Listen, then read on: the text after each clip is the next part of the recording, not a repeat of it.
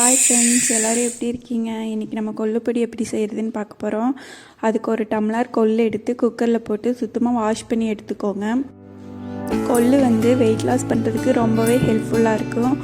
அதுக்குன்னு கொள்ளு அதிகமாக எடுத்துக்கக்கூடாதுங்க. வாரத்தில் ஒரு டைம் 2 டைம் எடுத்துக்கலாம். ரொம்ப டைம் எடுத்திங்கன்னா முட்டி தேய்மானம் வருமா. இப்போ வாஷ் பண்ணியாச்சு. அதில் தண்ணி விட்டு அடுப்பில் வச்சு 2-3 விசில் விட்டு எடுத்துக்கோங்க. நம்ம சேனலை சப்ஸ்கிரைப் பண்ண மறந்துடாதீங்க. லைக் பண்ணுங்கள், ஷேர் பண்ணுங்கள். இப்போது விசில் வந்துடுச்சு. இப்போ கொள்ளு எடுத்து தண்ணி சுத்தமாக வடித்து எடுத்துக்கோங்க. ஒரு சொட்டு தண்ணி கூட விடாமல் வடித்து எடுத்துக்கோங்க. இப்போது அடுப்பில் கடாயை வச்சு அடுப்பை பற்ற வச்சுக்கோங்க.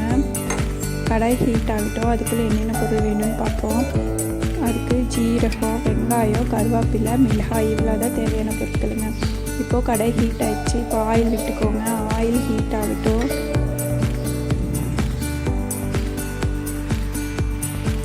ஹீட் ஆகிடுச்சு. இப்போது அதில் ஜீரகம் ஆட் பண்ணிக்கோங்க. ஜீரகம் பொரியட்டும். நல்லா ஜீரகம் பொரிஞ்சதும் வெங்காயம், கருவேப்பிலை, மிளகாயெல்லாம் போட்டுக்கோங்க.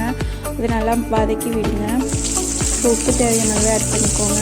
உப்பு ஆட் பண்ணிவிட்டு நல்லா வதக்கி விடுங்க. இந்த மாதிரி கொள்ளுப்பொடி செஞ்சு லஞ்ச் பாக்ஸுக்கு சாப்பாடு போட்டு மிக்ஸ் பண்ணி கொடுத்தீங்கன்னா குழந்தைங்களுக்கு கண்டிப்பாக ரொம்ப பிடிக்குங்க. இப்போ நல்லா வதங்கிருச்சு. இப்போ கொள்ளு ஆட் பண்ணிக்கோங்க. கொள்ளு ஆட் பண்ணி ஒரு பெரட்டி விடுங்க. பெரட்டி விட்டுட்டு ஆறட்டும். ஆறுனதுக்கப்புறமா மிக்ஸி ஜாரில் போட்டு ஒரு 2-3 பல்ஸ் விடுங்க. போதும். ரொம்ப தேன் மாதிரி அரைச்சிடாதீங்க. குறைப்பாக அரைங்க.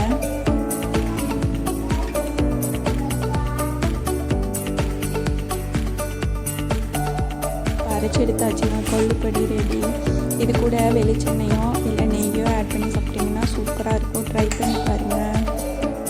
கொள்ளு ரசம் எப்படி செய்கிறதுங்கிறத நெக்ஸ்ட் வீடியோவில் போஸ்ட் பண்ணுறேன். மறக்காமல் எல்லோரும் பாருங்கள், லைக் பண்ணுங்கள்.